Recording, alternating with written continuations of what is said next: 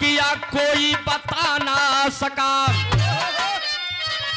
ब्याह कर उदल फुलवा को लाए भवन, अरे लाली सोलवा को न परती की ज्वाला जगी, अरे रूप सुंदर फुलवा कसा न गया, बद दिखावे में करती रही दिल लगे।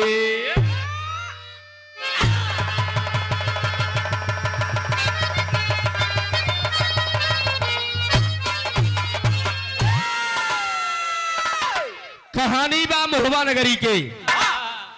मोहबा के राजा आला के धर्म पत्नी के नाम बा रानी सुनवा। वीर उदल आपन शादी कई के आए मोहबा नगरी में आवत हैं, जेकरे दुल्हन के नाम बा रानी फुलवा। जैसे फुलवा नाम बा वैसे फुलवा देखे में रहीन। जौने समय कदम ए बड़का भैया हो मोहबा नगरी में रखीन, चारों तरफ रानी फुलवा के जय जयकार होत बा, वीर उदल के जय जयकार होत बा। अरे बारे वीर उदल, अरे बारे वीर उदल, बड़ी सुघर दुल्हन लई के मोहबा नगरी में आया। सुने वाले बड़का भैया हो रानी फुलवा मोहबा नगरी में आई, चारों तरफ चर्चा होत बा। कवि जी गजल में लिखेन का,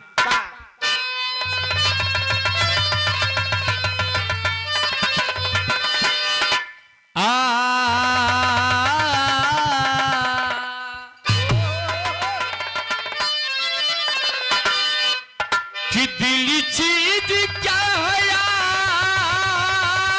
मेरी, अरे जान लीजिए, बस एक बार मेरा कहा, बस एक बार, अरे बस एक बार मेरा कहा, अरे मान लीजिए।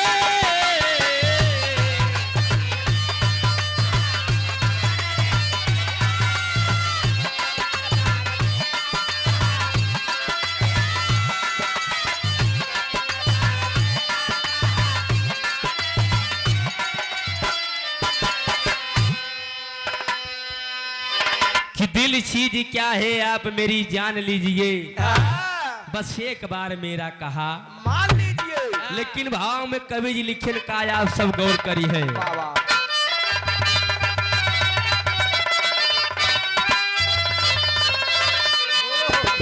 कि स्वार्थ में पूरा विश्व है, अरे स्वार्थ में पूरा विश्व है, अरे जान लीजिए,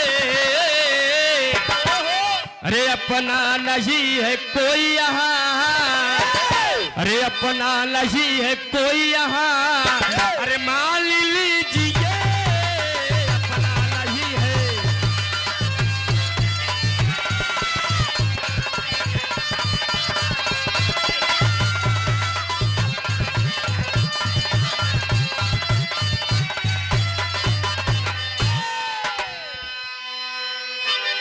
स्वार्थ में पूरा विश्व है जान लीजिए, अपना नहीं है कोई यहाँ मान लीजिए। कहानी के शुरुआत यही से बा, गौर करी है बड़का भैया हो। रानी फुलवा अपन जीवन मोहबा नगरी में बितावत है। धीरे धीरे जब कुछ दिन समय बीतत बा तो मोहबा नगरी में होत का बा,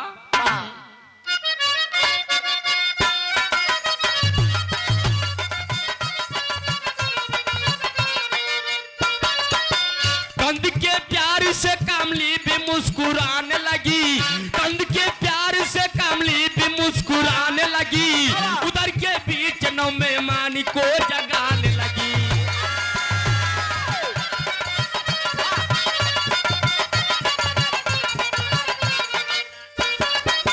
खबर पर रानी सोलावा को बड़ा मालाल हुआ, खबर पर रानी सोलावा को बड़ा मालाल हुआ, चलती आग में गी जैसा उसका हाल हुआ।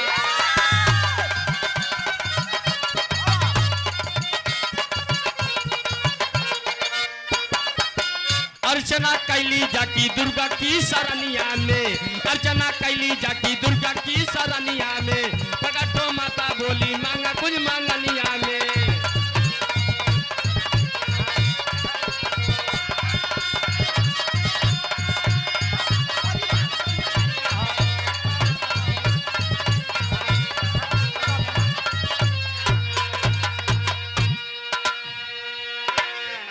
धीरे धीरे समय बीतत बा ये भैया हो। रानी फुलवाया अपन जीवन महुआ नगरी में बितावत है। जब कुछ दिन के समय बीत गया, रानी फुलवा माँ बने वाली बाटी। जब रानी फुलवा माँ बने वाली बाटी नी बात जौने समय रानी सुनवा के पता लाग, कहा हमार देवरान जब से आई बाटी हमार मान सम्मान इज्जत कम हुई बा। अगर हमारे देवरानी के लड़का ये महुआ नगरी में जन्म ले ले, हमार माने और सम्मान और कम हो जाए। ये बतिया सोच के बड़का भैया हो दुखी हो के माई दुर्गा के मंदिर में जाए के बड़ा विनती फरियाद करत है कि माँ दुर्गा प्रकट हो। अरे माँ दुर्गा प्रकट हो। अगर माँ तारी आई के हमका दर्शन देबू तो आपके चौखट पे अपन माथा पटक के जान दे देव। माई दुर्गा प्रगट भइल। ए बिटिया सुनवा, ए बिटिया सुनवा, तो के कौने चीज के दुख तकलीफ बा? जवन मंगू बिटिया तवन दे दे भी माई के वादा बा। तो का बिटिया चाही का? कभी एक लाइन तर्ज लिखे,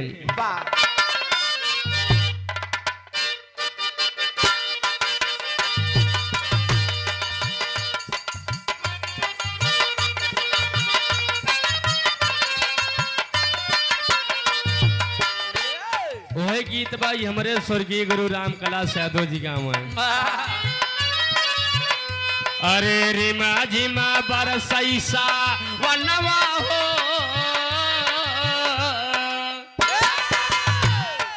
रिमा झिमा बरसैसा वनवा हो, पिया नगरवा रिमा झिमा बरसैसा।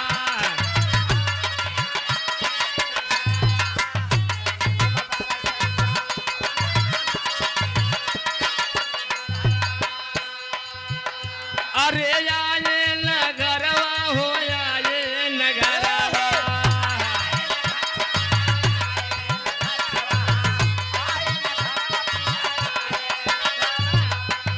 अरे डरिया गई ए बहिनी, डरिया गई, डरिया गई कन कई का नवा हो, पिया नगरवा डरिया गई।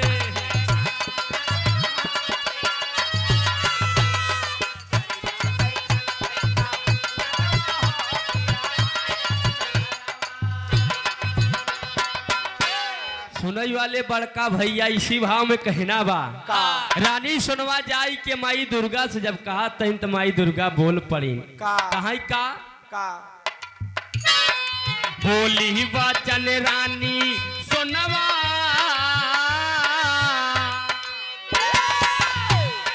बोली वचन रानी सुनवा हो, माई दई दा मंगनवा। बोली वचन रानी,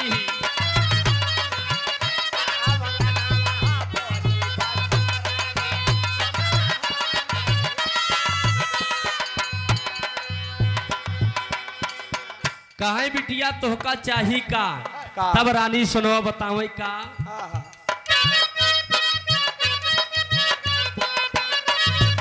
अर्जी बताई की मर्जी बताई,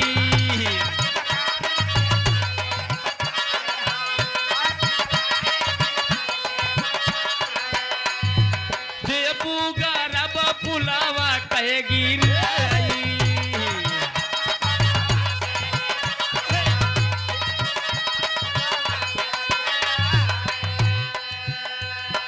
नाही तादई देबई जनवा। अरे नाही तादई देबई जनवा हो, माई दई दंगनवा। नाही तादई देबई,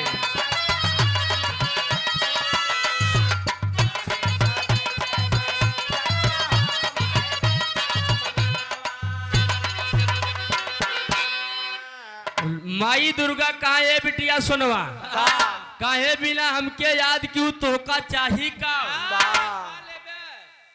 जा बिटिया तोहके वचन दे तही जवन मंगू तवन देव। इतनी बात जौने समय रानी सुनवा सुनत तही माई दुर्गा से हाथ जोड़ के कहे माई, ए माई कहे जब से हमारे दौरान फुलवा महोबा नगरी में कदम रखे यहाँ सेवा में श्रीमान सुभाष चंद्र विश्वकर्मा जी अभिया बाजार की पावन माटी से 101 रुपया के आशीर्वाद बाबूजी के बार बार प्रणाम बा। कहा हमार देवरान जब से फुलवा महोबा नगरी में कदम रखे बा, ए महोबा नगरी में हमका मान सम्मान ना मिलत बा। कहा तब बिटिया कहा अगर ई फुलवा का लड़किया महोबा नगरी में जन्म ले ले तुम्हारी जान ले हमार मान सम्मान और कम हो जाए। कहा बिटिया तू चाहत का बाटू, कहा माई हमारी है मांगन बा कि रानी फुलवा के तरफ गिराई जा। इतनी बात जौने समय रानी सोनवा माई दुर्गा से कहीं माई दुर्गा बिगड़ गई। ए रानी सोनवा कहा बिटिया और कुछ मांग लिया, फुलवा का लड़किया महोबा नगरी में जन्म ले तोहका जौन मांगई खोई मांग लिया। कहा मातारी वचन दे यहाँ जवन मांगा तही वो का दिया। अब माई दुर्गा करे तो का करा ये बड़का भैया माई दुर्गा उपाय लगावत ही, उपाय लगाए के सोच के रानी सोनवा के बतावत का ने बिटिया अगर हमार बात मान लेबू तोहरो मान सम्मान बचा रहे और तो माई दुर्गा देखा रानी सोनवा के बतावत का निकला तर्ज बा।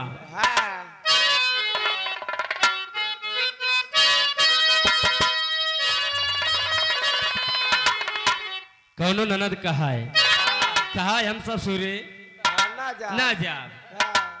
आज बड़ा भैया ढील है कहना का बा। अरे आई है आनवैया आनवैया आनवैया रोज इन कहिया जाबे कहे का भैया।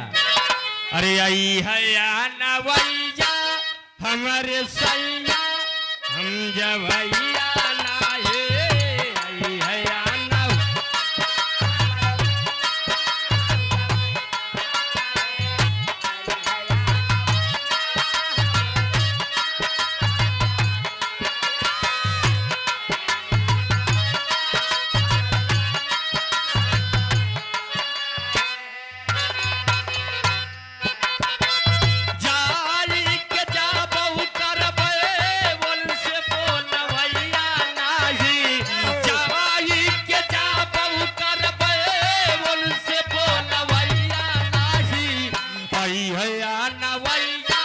हमारे सैया हम जवैया ना हे।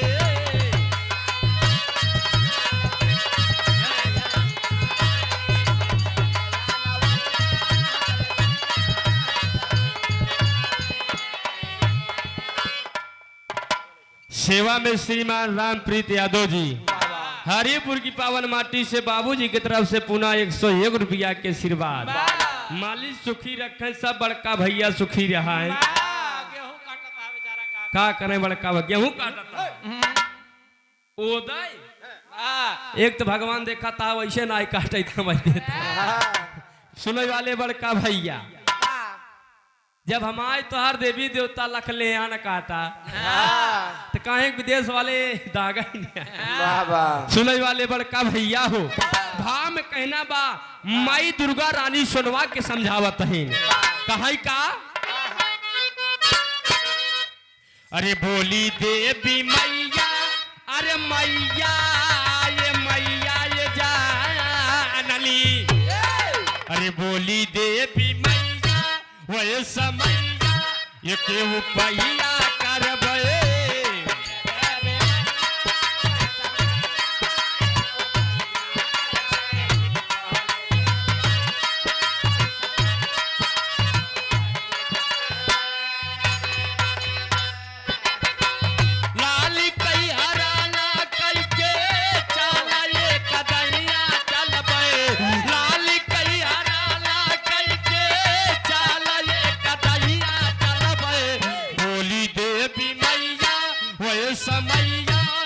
ये वो पैया करबे।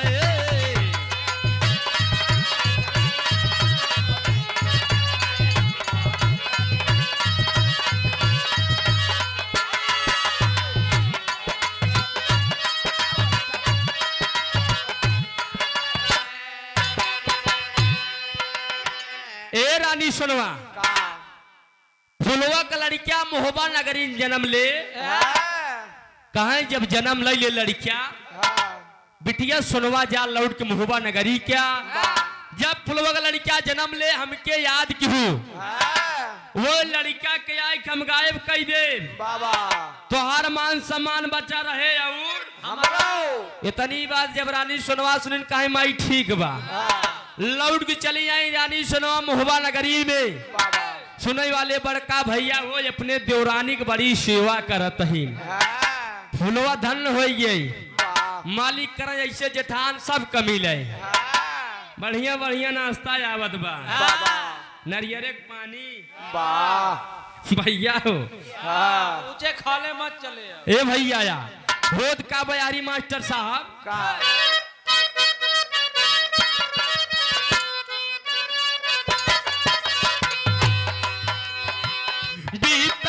महीना यावर जन्म लाल सुंदर।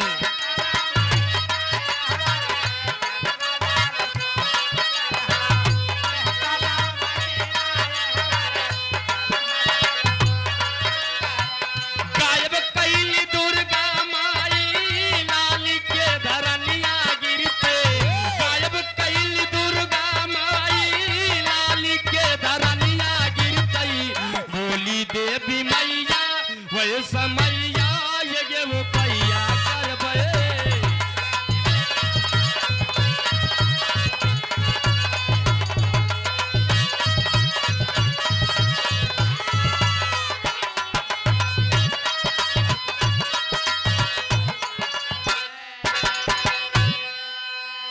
धीरे धीरे समय बीत गया। ये भैया हो उ दिन आई गया, रानी फुलवा जब अपने बेटवा के जन्म देते ही अपने लाल के जन्म दे के बाद बेहोशी की हालत में लड़किया के रोवे कवाज आवत बा। रानी सुनवा माई दुर्गा के बुलाई के वो लड़किया के गायब कराई दी। यारी रानी सुनवा मगा नहीं, अब तो हमारा पूरा काम हो ही गया। यारी धीरे धीरे ये बड़का भैया हो मोहबा नगरी में शोर हो गया कि उदल का लड़किया जन्म ले ले बा। लोग जाए के पीर उदल से राजा की जाए हो। कहाँ आई गए, कहाँ हमका बढ़िया नेक चार चाही। कहाँ तो लाल जन्म ले ले बा मोहबा नगरी में। पीर उदल एकदम मगन है, एक लाइन सोहर बा। लड़किया पैदा हो जाते बाबूजी, माई बहन लोग बड़ा लहाई के गावत थी। माई भगवानो आज एकदम मगन ये बिना कहना बा मास्टर साहब।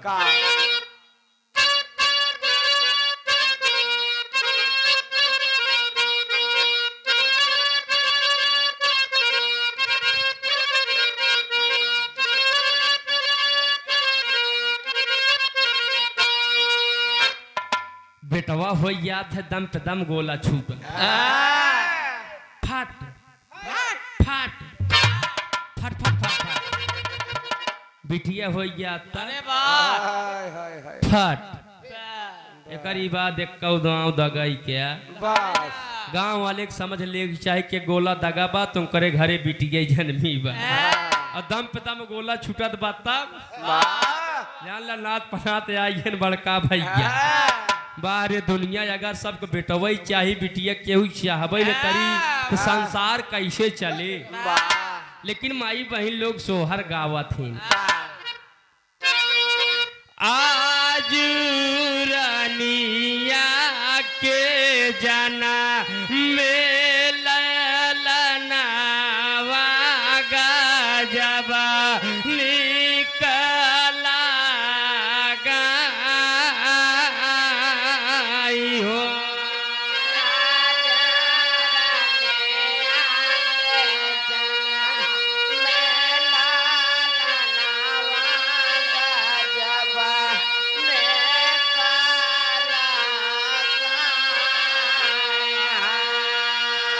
अरे देवता सब फूला बरसा गगनवा में नाचाई हो। ए भैया यार अरे बा चलर वो मौसी बिना मौसम के बिना बदरी के बारिश होत बा ई कौनो मौसम है बड़का भैया। लेकिन गायन का गुरुजी हमारे कभी हिला बादारी कई बारा सही सावा नावा गजब निकला गई हो।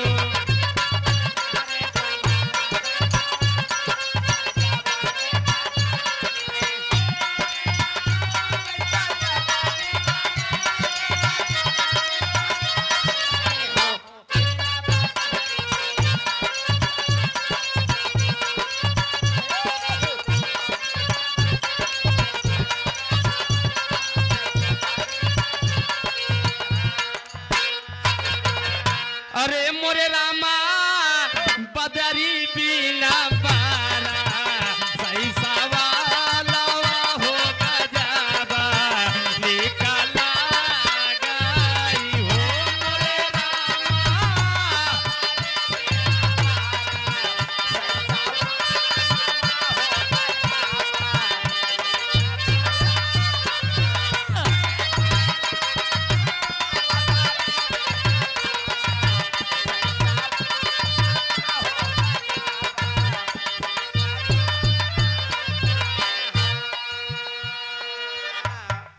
तो गुरुजी गावत रहने लाइन हो गए भैया। ए हरी रानी सोनवा माई दुर्गा के बुलाई के रानी फुलवा के लड़किया के गायब कराई दी। जौने समय वीर उदल आवतन होत का बा मास्टर साहब टेरिंग कहना बा।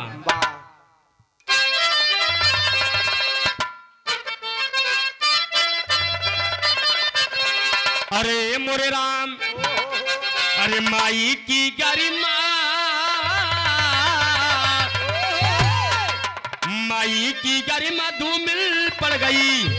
अरे अम्बर पियर गया यौनी की चूट रवाई।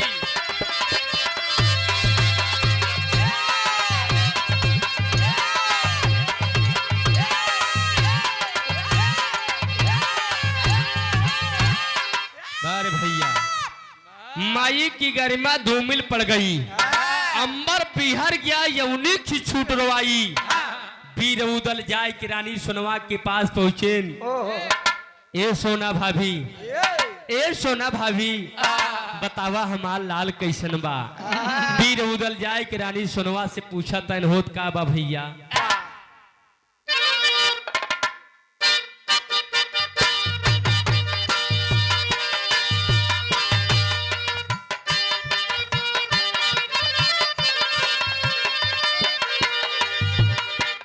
ए भैया वीर उदल जाए कि अपने सोना भाभी से पूछा था ए सोना भाभी बतावा हमार लाल कैसन बा। हमके पड़ा बा कि अपनो महतारी के वही समय रानी सोनवा कला बनाई के बड़का भैया हो। आंख से झरझर आंसू गिरत बा रानी सोनवा के रोई रोई के उदल से बतावत ही ने देवर उदल ए देवर उदल जब तोहर लाल ये धरती पे जन्म लिहिस रानी फुलवा तोहरे लाल के मार के गायब कई दीन। इतनी बात जौने समय वीर उदल सुनत है ने भैया हो। दोनों आंख एकदम लाल बा हाथ में कोड़ा उठाई के जौने समय रानी फुलवा कितनी बात सुने। रानी फुलवा के कमरा में पहुंचे रानी फुलवा बेहोशी के हालत में। वीर उदल कोई कोड़ा से जौने समय रानी फुलवा के मारत बाटे। जब रानी फुलवा के दर्द होत बा रानी फुलवा होश में आवत ही अपने सैया के मारत देखत बाटी। रोई रोई के कहा का भैया एक लाइन तर्ज बा।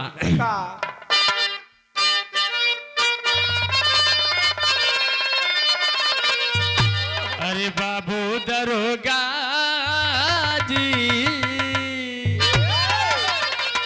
अरे बाबू दरोगा जी कवन का सुरावा पियावा बदला मोर बाबू दरोगा जी।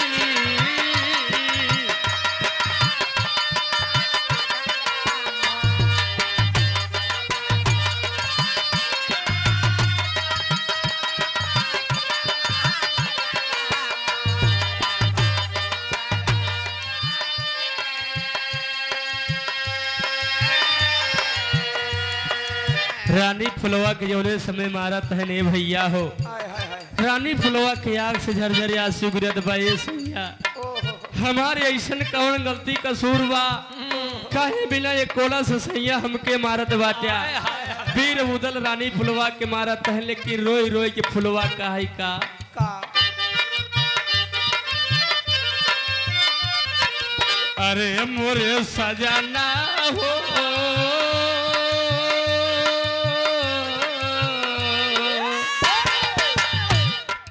अरे मोरे सजना हो, कवाले का सुरावा रहला हमके मार। अरे मोरे सजना हो,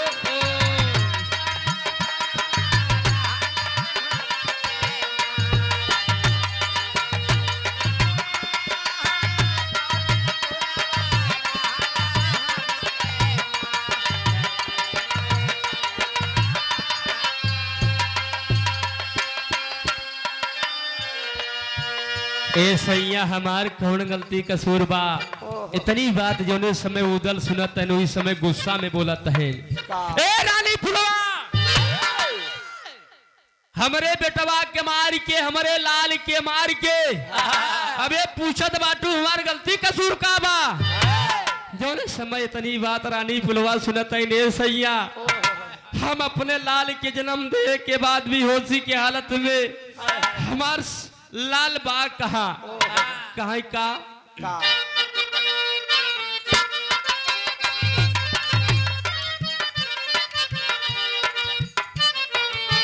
प्रासो पीड़ा में भी हो सबैली, सुंदर लला जनमाई हो रामा।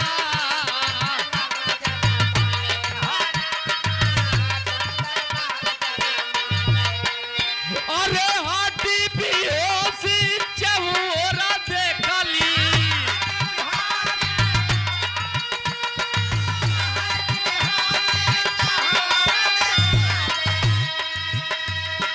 ला ला ला लाई देखाई। अरे मोरे सजना,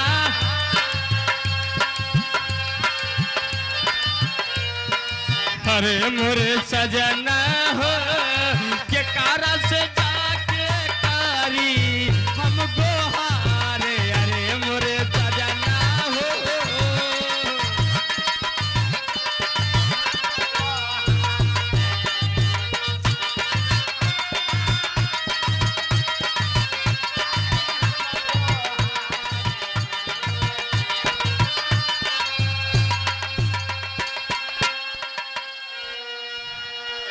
ए सैया का हम अपने लाल के जन्म दे के बाद भी होशी के हालत में हमार मुन्ना हमार लाल ना देखा था बाटे। हमार लाल बाग कहाँ है ए सैया। वीर उदल वही कोड़ा से रानी फुलवा के मारत है। रानी फुलवा के आग से झरझर आंसू गिरत बा। हाथ जोड़ के रानी फुलवा कहा ए सैया, सोना दीदी के बुलावा, हाँ सोना दीदी के बुलावा। सोना दीदी बताइए हमार लाल बाग कहा। ए भैया हो, वीर उदल रानी सोनवा के बुलावत है। जौने समय रानी सोनवा आवत तैन हाथ जोड़ के रानी फुलवा कहा दिबा ए दीदी, का ए दीदी बतावा हमार लाल बाग कहा। अगर हमारे लाल के पता न पतेबू ये कोड़ा से मारत मारत हमार सैया हमारे प्राण ले ली है। हाय हाय सुने वाले बड़का भैया हो रानी सुनवा वीर उदल के सामने साफ साफ इनकार देते हैं। जब साफ साफ इनकार देते हैं तो उदल करत का है। का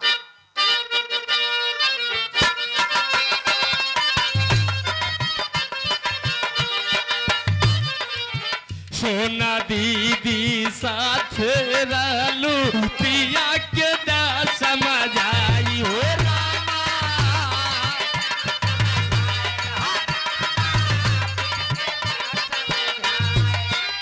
और सज सज बतावा सोना दीदी,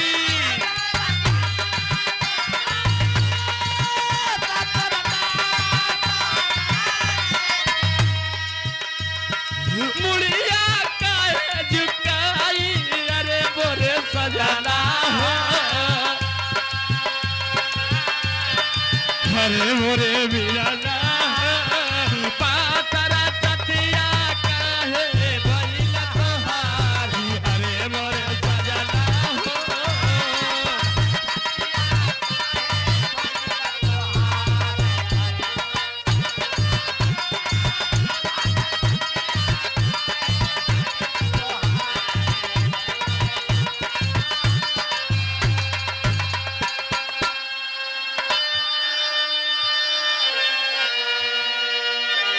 ए भैया हो का जोने समय रानी सुनवा साफ साफ इनकारत ही वही समय क्रोध में आए कि वीर उदल हाँ रानी फुलवा के बड़ा ताना मारत है।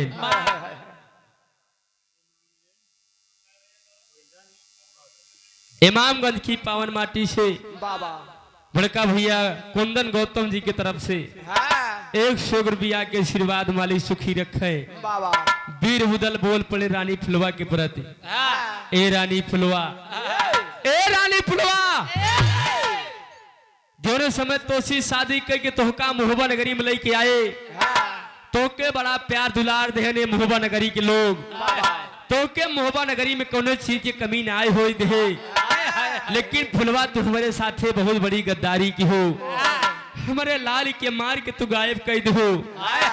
फुलवा भला यही में बा कि जितना जल्दी हो सके ये मुहबा नगर छोड़ के चली जा, ना ये कोड़ा से मारत मारत तहार हम प्राण ले ले।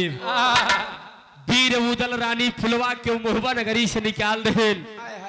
जौने समय वीर उदल रानी फुलवा के मुहबा नगरी से निकालत है ने भैया हो रानी फुलवा के आंख से झरझर आंसू गिरत बा रुकते न बा, बड़ी रोवत बाटिन बारे समय, अरे बारे समय एक समय ऐसा कि हमारे आगे पीछे नौकर चाकर, लेकिन आज ऐसा हमार दिन आई बा कि हमके गांव में भिक्षा मांग के अपन जीवन बितावे के परत बा।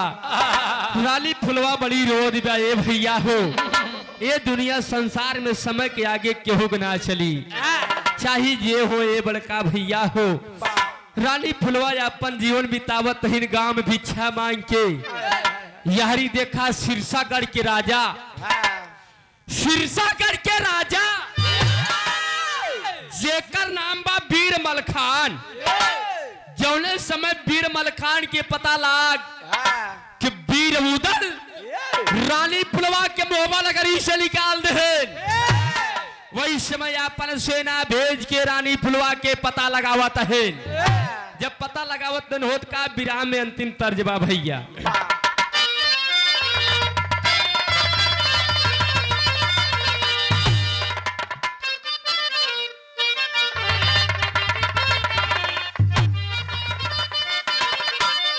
दोनों दुल्हन कहा है, अरे सुधिया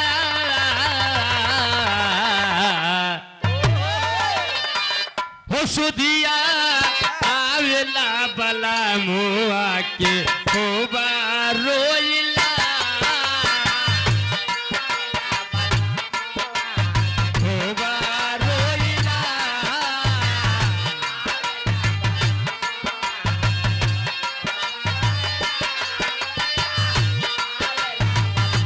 अरे भैया क्या हो?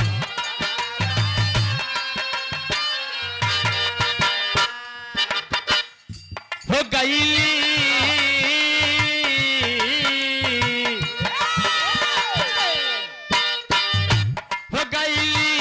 मोहब्बत के नगरिया से निकाली फूलवा,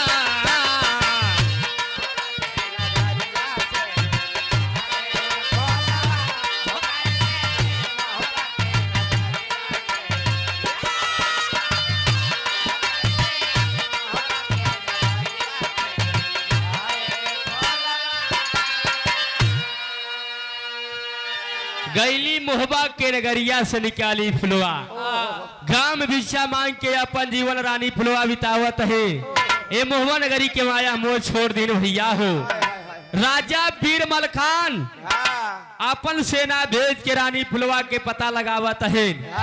जौने समय पता लाग लिया के रानी फुलवा के अपने सिरसागढ़ नगर में आवत है, तब होत का बा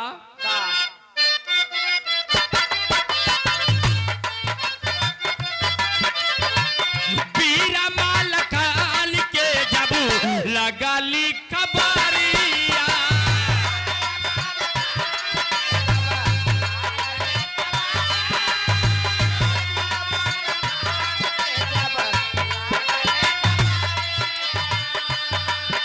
बेटी लिया के आए सिरसागढ़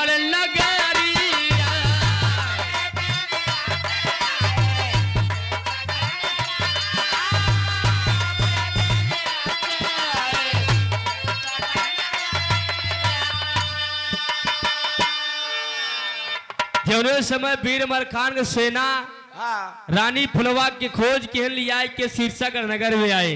बाबा राजा बीरबल खान ए बिटिया फुलवा ए मोहबा नगर के लोग तोरे साथे बड़ा अत्याचार के हैं, बहुत बड़ा अत्याचार के हैं बिटिया। जा हम तोहका वचन देते ही जब तक मोहबा नगर के लोग तो का मान सम्मान के साथ लिया एक मोहबा नगरी के न जाई है, तब तक बिटिया तोहके वचन देते ही मोहबा की तरफ से लड़ाई न जा। हे भैया हो इतनी बात जौने समय बीरबल खान कहा तन वही समय रानी फुलवा बड़ी रोवत बा। ए बाबूजी जौने बेटवा के चलता हमका मोहबा नगरी छोड़े के परा नहीं हमार लाल हमार मुन्ना मिल जाते नहीं तो जिंदगी में हमारे कलंक लाग जाए। बड़ी रोवत बाटिन भैया।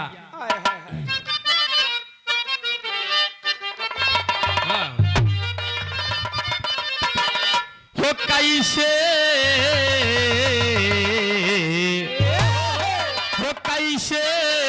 गोदिया के हीरावा भी सारी फुलावा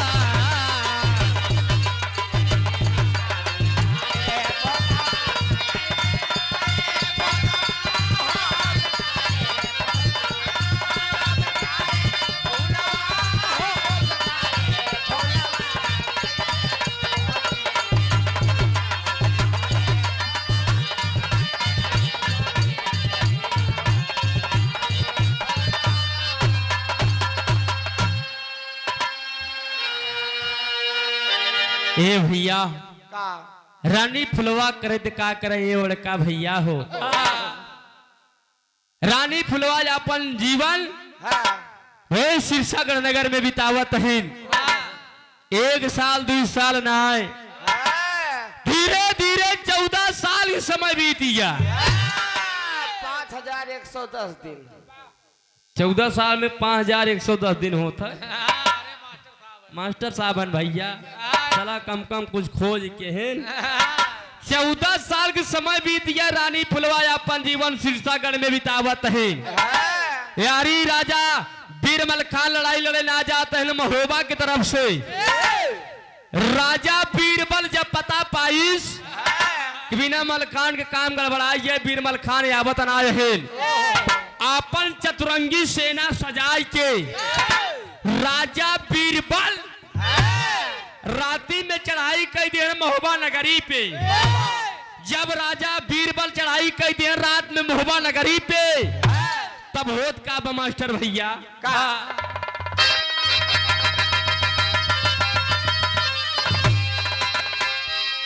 अरे शीर्षागढ़ में पुलवा रहा बिसारी महोबा नगरी के। अरे शीर्षागढ़ में पुलवा रहा बिसारी महोबा नगरी के। 14 बरी तक नाला कलीली हारी महोबा नगरी के।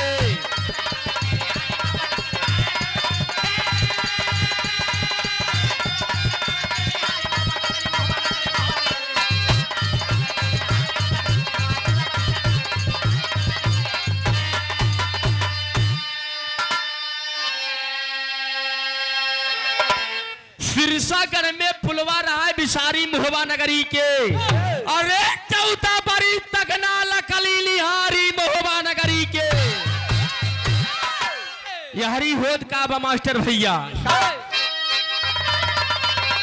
अरे किया चढ़ाई बीरबल राजा।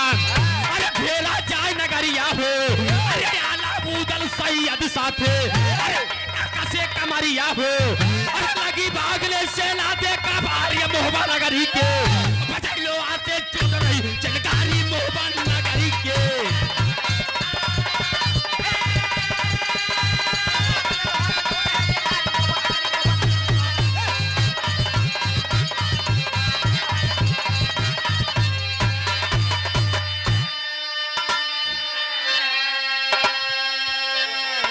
ए भैया हो राजा बीरबल जलो समय आकमल कई देन महोबा नगरी पे। अलाउद्दीन सैयद महोबा नगर के लोग सब परेशान। आला एकदम परेशान आ कि आज हमारे महोबा का लाज चली जाए। चली जाए माई दुर्गा के बुलावत है न तो माई दुर्गा आवत है न तो बीरबल खान ही आवत है बड़ा उदास है ए भैया हो आग से झरझर आंसू गिरत बा महुआ नगर के लोगन के सुनने वाले बड़का भैया गौर करिए आप सब जौने लड़कवा के माई दुर्गा गायब किहिन ओका इंद्रपुरी में भेजी इंद्र भगवान के पास कहा इनके बढ़िया सेवा सत्कार करा जब समय आए लड़का जहां या तहां पहुंचाई दे एक पियावा खियावा हाँ भैया हो माई दुर्गा वो लड़का के पास पहुंचने वो लड़का के नाम रखनी अमरजीत कहा है बेटवा रोज पूछत रहा कि हमारे बाबू काउ ना हुआ माई के काउ नाम बा याद तो काम बता देता ही वो दिन आई जबा कहा है बेटवा तू मोहबा नगर के रहाई वाला है तोहरे माई के नाम बा फुलवा अब तोहरे बाबू के नाम बा उदल जा बेटवा आज तहार महुआ नगरी बड़ा संकट में बा जा जा बेटवा जा अपने महुआ नगर के लाज बचावा माई दुर्गा के आशीर्वाद ले के अमरजीत जौने समय आवत बा राजा बीरबल बड़ा मगन है कि आज पता लागे आल्हा उदल कहे ए भैया बाण मारे थी आग बरसे राजा बीरबल एकदम घबराई गए अरे बाप रे बाप लड़ाई जीत चुका रहे लेकिन लड़कियां जाके सारा काम बेकार कर दी मौका पाई के राजा बीरबल भाग खड़ा भइल वो लड़किया के लगे आल्हा उदल सैयद चादा हेवा तिवारी मोहबा नगर के लोग वो लड़किया के बड़ा साफसी देते हैं बार बेटवा धन्यवाद तोहरे वो कुल के जवन ऐसा वीर सपूर लाल पैदा केहन लड़का हो भैया हो कहा बेटवा अगर अपने माई बाबू के नाम बता देते उनके बारंबार प्रणाम बा तब वो समय देखा बड़का भैया हो अमरजीत बतावत का बा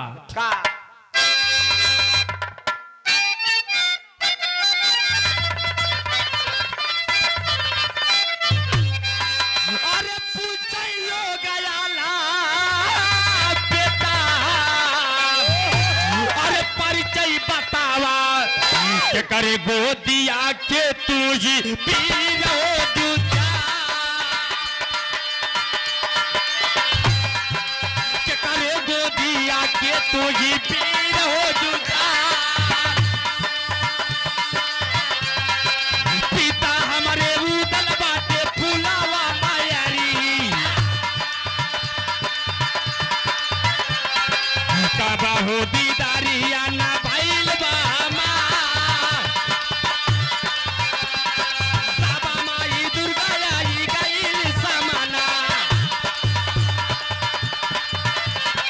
कहानियां बतावले लुआ सीता करते जाई बाबा फुलावा मायारी हतिया से ताबा केला दूधवा के दा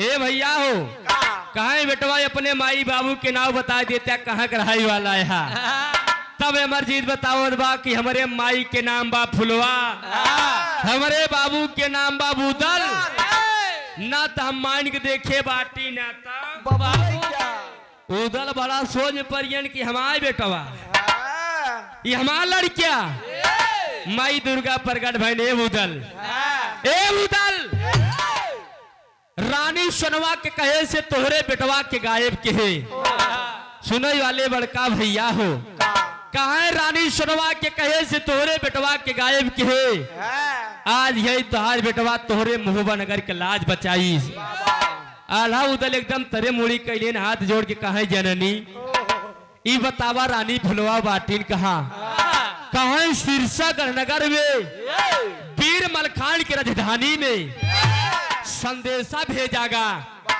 रानी फुलवा ए भैया जौने समय पता पाइन के हमार बेटवा महुआ नगरी में बा भागत यावत बाटी ने अपने बेटवा के छाती से लगाई कि बड़ी रोवत है ने मुन्ना ए बेटवा इतना दिन लाल तू रहा कहा तुहरे चलतल हम कई 14 साल महुआ नगरी से दूर रह पड़ा।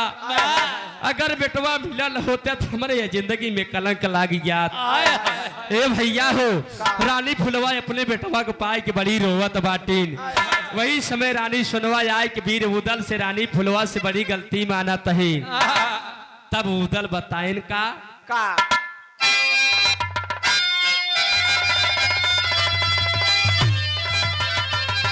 अरे जवन लिखा बा, अरे जवन लिखा बा करमवा में, अरे क्यों के तारे लतरी चुचू में लाल के चेहरवा मतारी पागा।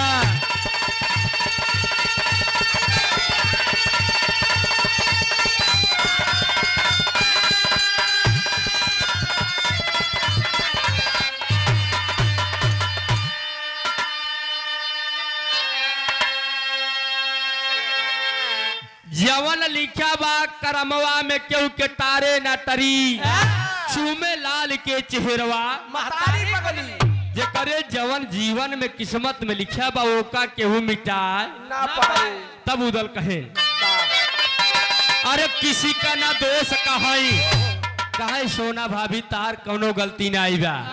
हमारी वो फुलवा के जुदाई 14 साल के लिखा रहा जवन किस्मत में जेका लिखा बा केहू टार न पाए तोहार कौनो गलती ना आए हमार समय गड़बड़ रहा। अरे किसी का ना दोष कहाई अरे उदल हो नहारी अरे माई बेटा आए दुल मोहबा मझारी।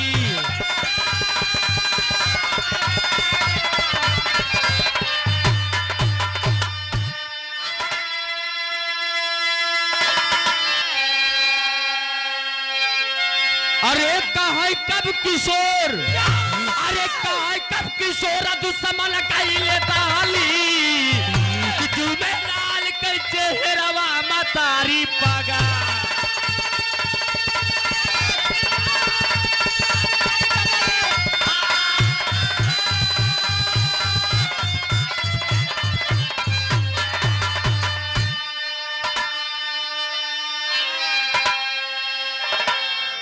वीर उदल रानी फुलवा के अपने बेटवा के लिया के महुआ नगरी में रह लागे। गुरु घराने के परिचय में कहना बा गायिका जी के नंबर बा राम हित गुरु सीताराम राम हित गुरु सीताराम गैले स्वर्ग सिधारी कवि मंगल राम किशोर जी के गुरु के राह निहारी माई की गरिमा धूमिल हो गई। अरे गावे देवेंद्र यादव सभा में शीश झुकाई माई की गरिमा धूमिल हो गई।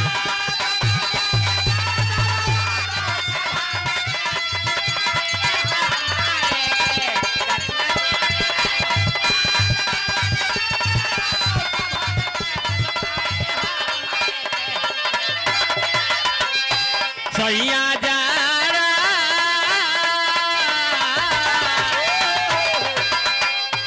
सैया जाड़ा में गावला कराई थी राजाई का काम आई थी सैया।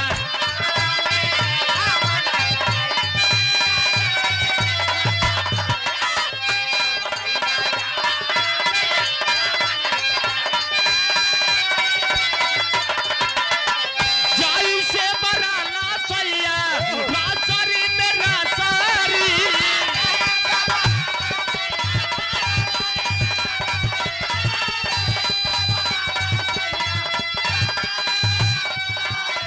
वही से पता के झूठ